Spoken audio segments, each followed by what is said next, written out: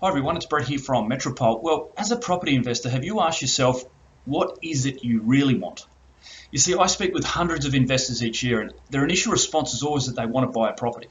But perhaps it's their first property they're looking for, or perhaps they're looking to add to their existing portfolio. But it can be a very superficial response. You see, I gradually start digging deeper and start working on their why and what they're hoping the property will do for them over the longer term. Of course, everyone's response is usually the same. They want to have that level of financial freedom, but by digging down another layer, it becomes apparent it is not about the next property, but something far more important. It's about having choices.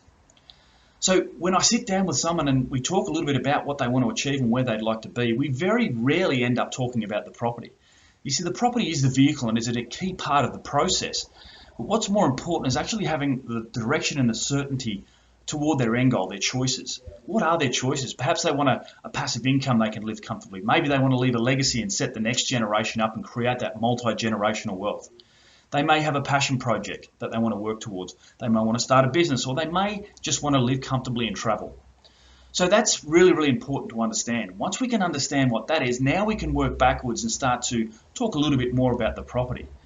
But what they're after is the end goal, the choices, and then also the direction and the certainty to be able to get there.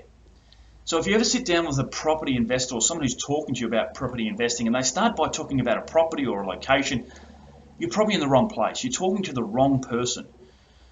The outcome is the property. There's a process and a framework that has to be followed through to get to that point to buy the property.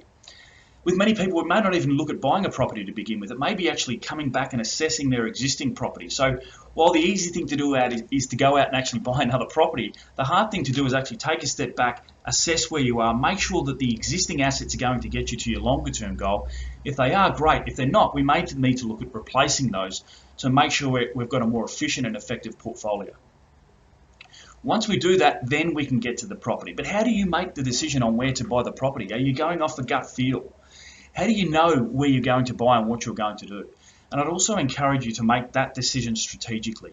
Rather than doing it off a gut feel, do it off facts, numbers and data, and also make it fall in line with your longer term goal and your longer term approach. That way you can invest with certainty and you can invest with more direction.